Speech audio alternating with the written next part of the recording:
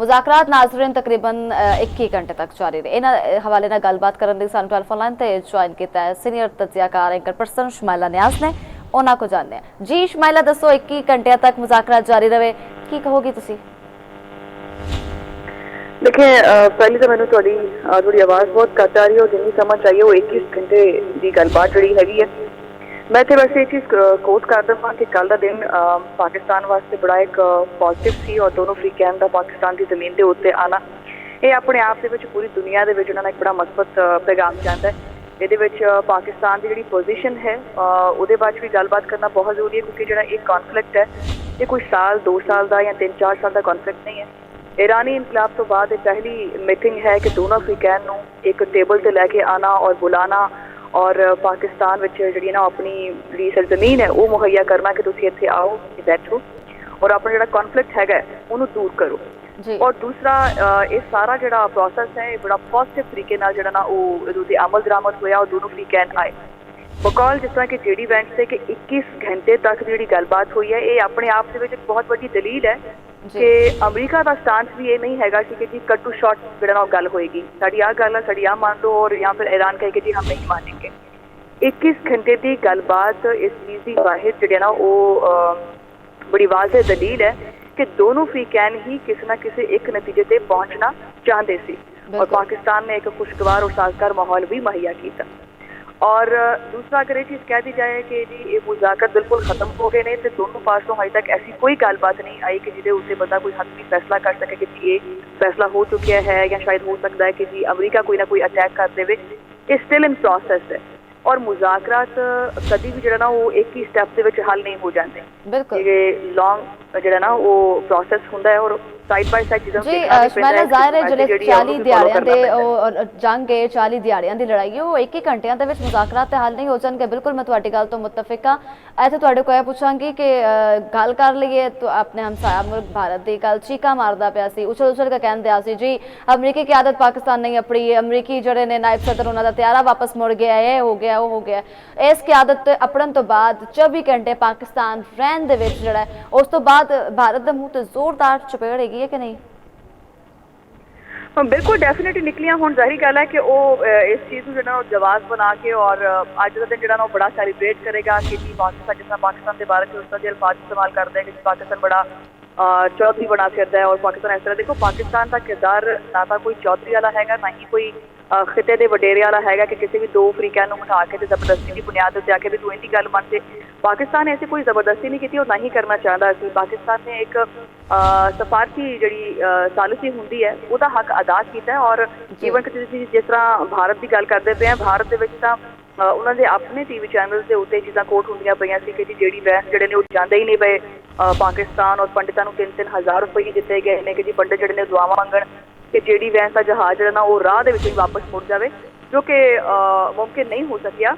और अगर किसी के दिमाग जो देखने वाले है उन्होंने दिमाग अगर ये चीज़ है कि ये मुज़ाकरात कामयाब नहीं हुए और पाकिस्तान सफारती महाज से नाकाम हो गया। पाकिस्तान जो ना वो अपना जो किरदार है पहले भी खामोशी नाल जो ना वो अदा करता पाया सी और हुण भी खामोशी के नाल ही अदा करता पाया।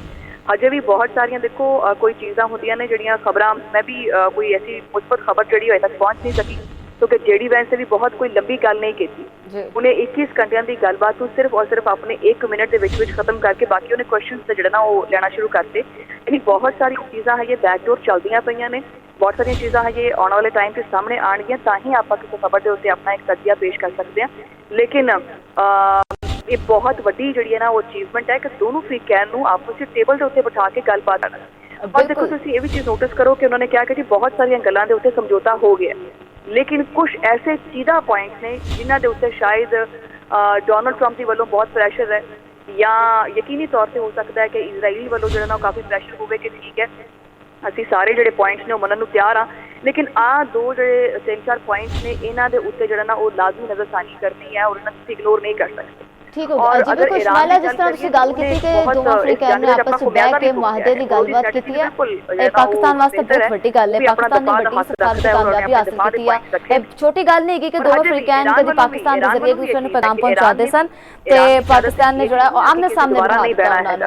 मैं तुहाडे कोल पुछांगी इत्थे कि दुनिया के किसी होर कोने च होण लेकिन होणगे जरूर क्योंकि अमरीका जो है ना वो अफोर्ड नहीं कर सकता जंग जो जी। अच्छा शमैला, मैं तुहाडे कोल पुछना चाहांगी कि जिवें तुसीं बड़ी जबरदस्त गल कीती है कि वाकई पाकिस्तान नूं एक वड्डी कामयाबी लभी आ, सफारती कामयाबी है, छोटी गल नहीं गी। ਜਿਹੜੇ फरीक है आपस एक दूसरे ਨੂੰ तकना पसंद नहीं सन करते, उन्होंने रल के बह के इक्को मेज ते गलबात की, बड़ा जबरदस्त पॉजिटिव एक जो पाकिस्तान के वालों मुस्बत किरदार अदा किया गया। मुज़ाकरा जाहिर है इसी तरह जारी रहेंगे, मुज़ाकरा का दूसरा दौर भी होएगा क्योंकि दोवें फरीकाना ने आख्या कि असीं मुज़ाकरा जोड़े ने वो जारी रखांगे। इसहाक डार साहब ने यह गल कन्फर्म की है। तो ईरान नूं जिस तरह अमरीका वालों कहा गया है कि बई तू एटमी हथियार जो है वो बनाना बंद कर दो, तुसीं एटमी हथियार उत्ते पाबंदी असीं लाना चाहते हैं, तुसीं नहीं बनाओगे, तो की तुहानूं लगता है ईरान ये जो है वो तस्लीम कर लेगा इस गल नूं? नहीं देखो, मैं जी गल किसी नतीजे ते पहुंच गए ना, सब तो उसकी बेसिक रीजन ये है कि तुसीं एक फरीकैन जिहड़ा हैगा, एक फरीक तुहाडा हैगा, तुसीं उहनूं कहने हैं कि जी मैं तो पूरी तैयारी करना अपनी सिर्फ जंग दी और तू अपने वास्ते कोई हथियार नहीं बना सकता। तो ईरान का यही जवाब है कि जी असीं अपने दफा का पूरा पूरा हक रखते हैं, ठीक है, और सानू ये हक हासिल है, या तो फिर सानू इस गल की जमानत दिओ तुसीं कि साडे ते कोई दोबारा अटैक नहीं किया जाएगा। और एक बड़ा बारीक जिहा पॉइंट है, ये उत्ते किसी ना किसी नतीजे ते पहुंचना ना बड़ा जरूरी है। और जिस तरह तुसीं कहा कि जी पाकिस्तान वास्ते बड़ी कामयाबी हो, डेफिनेटली अपने आप दे विच अगर मैं और तुसीं और बाकी दुनिया अगर ना भी बोले तो कल की तुसीं जिहड़ी एक डिप्लोमैटिक लैंग्वेज होंदी है, डिप्लोमैटिक लैंग्वेज तुसीं ये वेखो कि जिस तरह जेडी वेंस नूं field marshal sir Asim Munir ने एक सूट दे विच जिहड़ा ना वो वेलकम किया है, जिहड़ा अपने आप दे विच ऐसा जैस्चर जांदा है कि जी साडे विच नरमी भी हैगी है, साडे विच डिप्लोमैसी भी हैगी है और असीं बड़ा पोलाइट एक रवैया रखते हैं। दूसरे पासे ईरानी क्यादत नाल यूनीफॉर्म विच मिलना एक इस चीज़ की भी दलील है कि असीं स्ट्रैटेजिक लिहाज से तुहाडे नाल आ, ठीक है, और तुसीं बहुत बड़ा खुमियाजा जो ना पुजा तुसीं शौहदा जिहड़े वारस भी हैगे हैं। तो मतलब ये बहुत सारी चीज़ां सामने आंदियां। हुण सुबह जो मैं उठी हाँ तो खबरां जड़ियां ने ना वो बिल्कुल ही जिस तरह डोनाल्ड ट्रंप के बयानात अगे पिछे होंदे पे ने, इस तरह खबरां भी थोड़ी आगे पिछे होंदियां पईयां। इस आपां यही उम्मीद कर सकते हैं कि खिते दे विच जिहड़ा ना वो अमन ही कायम रहे। और पाकिस्तान ने जंगबंदी के उत्ते भी जो ना वो जोर दिता है कि जो 2 हफ्ते का टाइम दिता है कि उन्होंने मजीद जी जंगबंदी है अगे बताया जाए।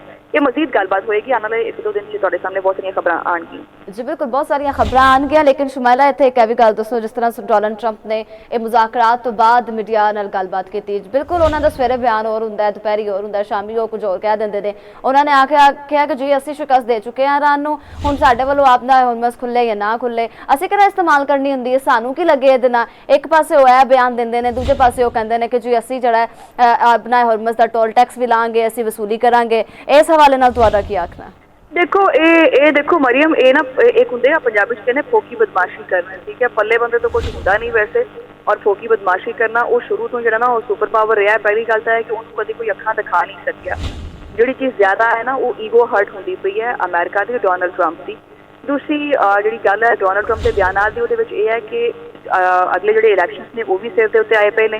3.3% जो ना वो इजाफा महंगाई के वैसे हो चुका है।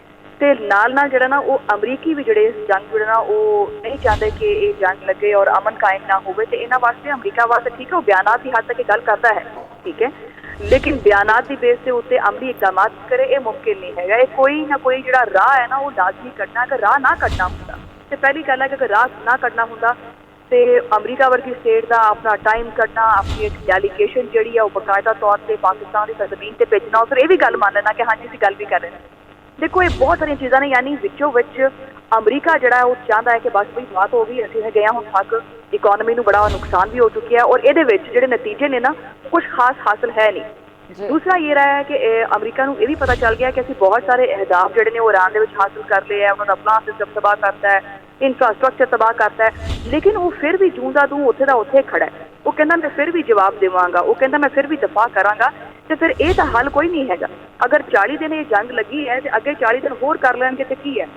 ईरान का खबरों के कोट किया होगा बयान कि उन्हें कहा कि सानू कोई प्रॉब्लम नहीं, 6 महीने तक भी लड़ सकते हैं। मतलब ईरानी मैंटली तौर पर हुण एज दफा जी चीज़ मैं मुज़ाकरा नोटिस की वो ये है कि वो हुण ना कोई शॉर्ट टर्म स्ट्रैटेजी नहीं चाहते कि बस असीं माड़ी जी गलबात करके और वक्ती तौर पर जंग रुकवा के और अपनी आवाम थोड़ा सा कूल डाउन करके तो निकल जाइए। वो कहता है कि भाई असीं हुण ये है साडे सर्वाइवल की जंग, असीं हुण इस खिते में रहना है, कदों तक मारा कुटा खा के असीं रहिंदे रहांगे। सानू हुण मसले का एक पायदार हल चाहिए है। इहदी वास्ते जिहड़ा ना वो बिल्कुल ही अपने उस मौकफ ते डट गया है कि जिहड़ियां साडीयां गल्लां ने वो मनो फिर। और तुसीं देखो कि 10 निकात जिहड़े उन्हां दे हैगे ने, बात नहीं है कि जिन्हां नूं मन्निया ना जावे। हाँ ਉਹਦੇ ਉੱਤੇ ਅਮਰੀਕਾ ਦਾ ਆਬਦਾਏ ਹੁਰਮਜ਼ ਦੇ ਉੱਤੇ ਇੱਕ ਸਟਾਂਸ ਡਿਫਰੈਂਟ ਹੈ ਔਰ ਜਿਹੜਾ ਜੋਹਰੀ ਹਥਿਆਰ ਹੈ ਉਹਦੇ ਉੱਤੇ ਜਿਹੜਾ ਮੌਕਫ ਡਿਫਰੈਂਟ ਹੈ। ਇਹਨਾਂ 2 ਪੁਆਇੰਟਸ ਤੋਂ ਇਲਾਵਾ ਹੋਰ ਕੋਈ ਗੱਲ ਨਹੀਂ ਬਣਦੀ। ਹੁਣ ਇਹਦੇ ਵਿੱਚ ਪਾਕਿਸਤਾਨ ਦੇ ਉੱਤੇ ਜਿਹੜਾ ਨਾ ਇੱਕ ਮਜ਼ੀਦ ਪ੍ਰੈਸ਼ਰ ਇਹ ਵੀ ਪੈਂਦਾ ਹੈਗਾ ਕਿ ਪਾਕਿਸਤਾਨ ਹੁਣ ਜਿਹੜੇ ਇਹ ਨਕਾਤ ਨੇ ਉਹ ਪਤਾ ਚੱਲ ਗਿਆ ਕਿ ਜੀ ਇਹਨਾਂ ਜਿਹੜੇ 2-3 ਪੁਆਇੰਟਸ ਹੈਗੇ ਨੇ ਉਹਨਾਂ ਦੇ ਉੱਤੇ ਜਿਹੜੀ ਤਸਲੀਮ ਨਹੀਂ ਹੁੰਦੇ ਪਏ, ਇਹਨਾਂ ਦੇ ਉੱਤੇ ਹੁਣ ਪਾਕਿਸਤਾਨ ਆਪਣੀ ਡਿਪਲੋਮੈਸੀ ਕਿੱਦਾਂ ਉਹਦਾ ਜਿਹੜਾ ਕਿਰਦਾਰ ਹੈ ਉਹ ਅਦਾ ਕਰਕੇ ਇਹਨਾਂ 2 ਪੁਆਇੰਟਸ ਦੇ ਉੱਤੇ ਮੁਤਫਿਕ ਕਰ ਸਕਦਾ ਹੈ।